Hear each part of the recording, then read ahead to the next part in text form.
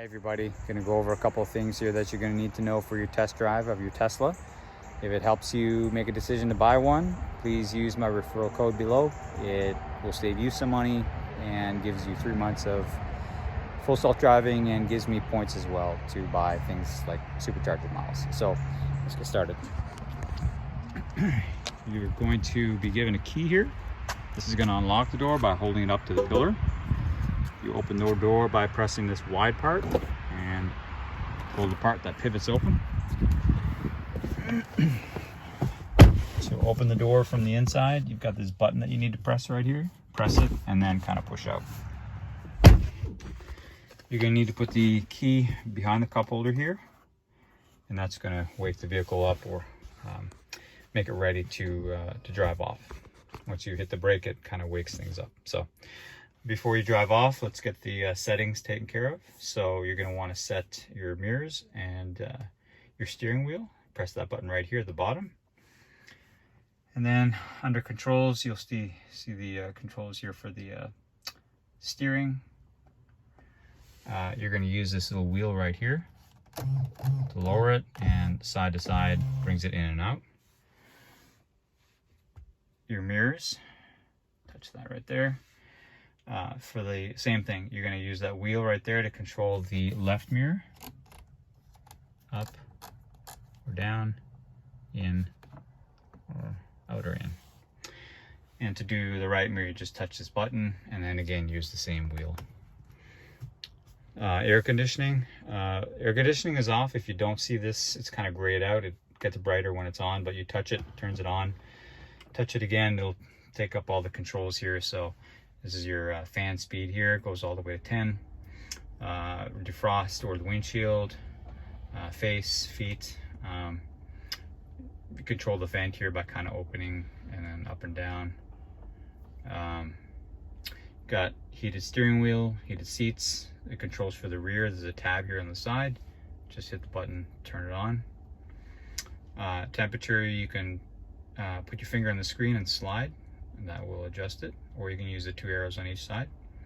You can also dictate as well. You can press this button and let it go and then dictate your command. So set temperature to 70 degrees, and there it goes. And you can use that to set fan speed as well. Touch it and say set fan speed to 3 or whatever you want. It'll do that. Music, you've got the streaming tab right here. That's what you probably should use just to get a feel for the audio. So just touch that. It should be there. If not, there's this little 3-button tab here.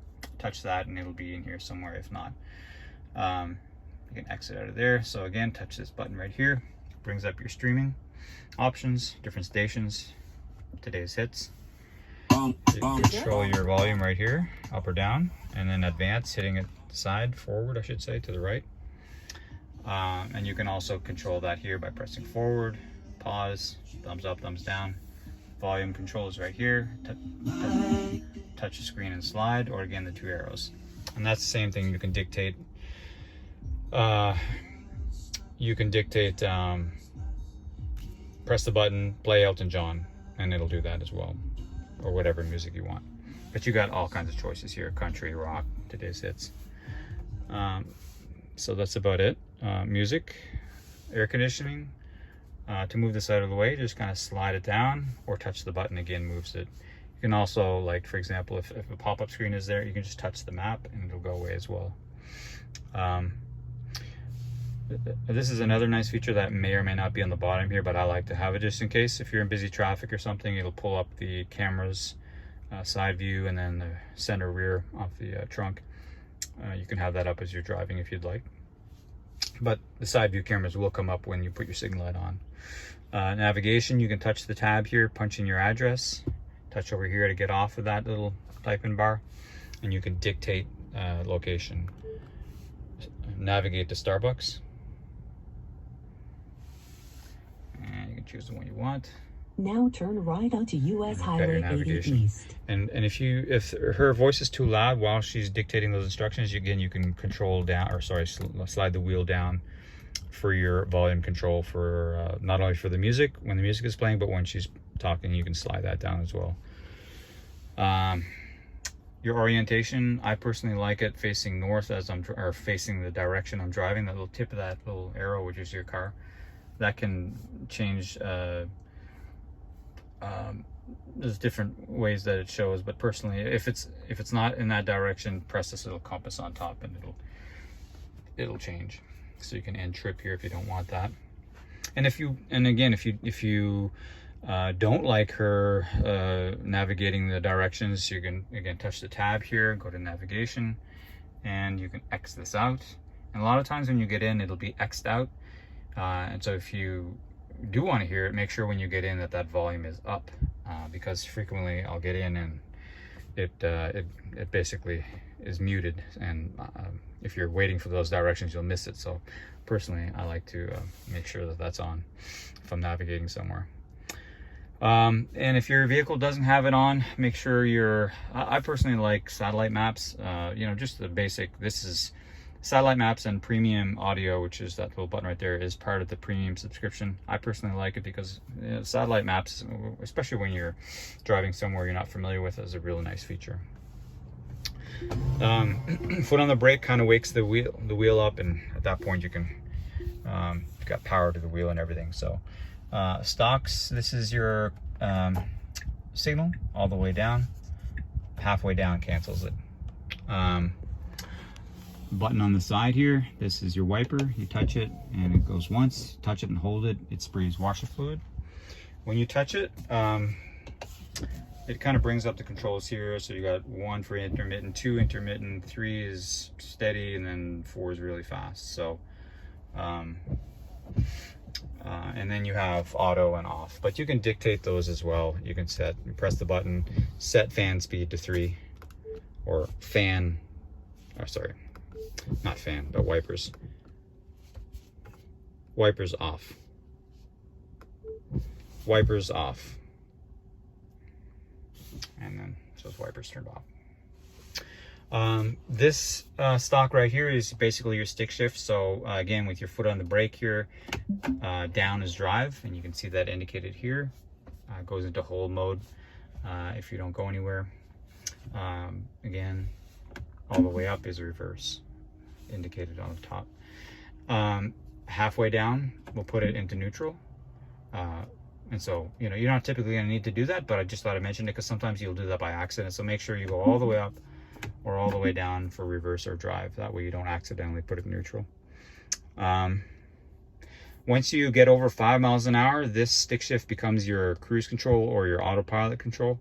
So over 5 miles an hour, once you're in the lane and it's ready to be put in cruise control or autopilot, and I'll show you how to do that in a minute, you double click down on the stock, and then once up to disengage it. Or to disengage, you can hit the brake as well. You can go down just one time, and that does lane centering only if you like to be able to steer within the lane.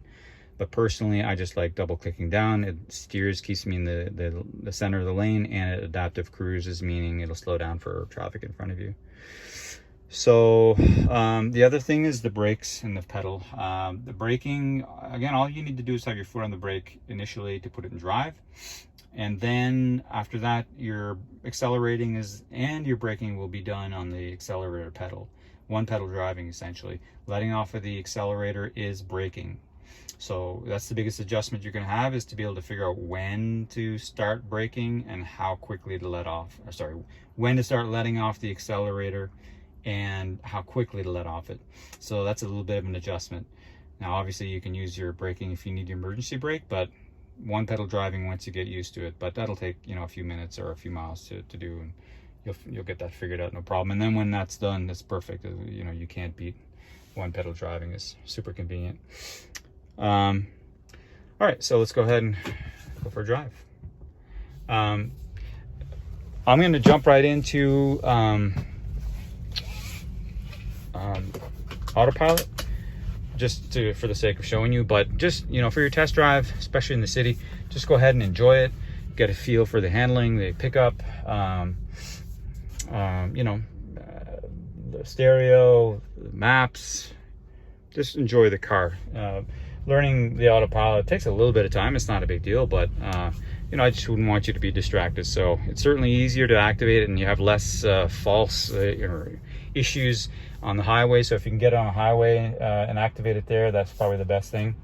And feel free to do it in the city as well, but just be aware that, you know, you got to be much more attentive to what's happening. Okay, so here it is. That little steering wheel right next to the D will show up when you're ready to activate cruise control. So when that's on, I double click down and you hear the little double dings, and it's in cruise control or autopilot, meaning these two lines right here indicate that it's lane centering, and this little this word max up here, when that's lit up in blue, that tells you that it's adaptive cruising.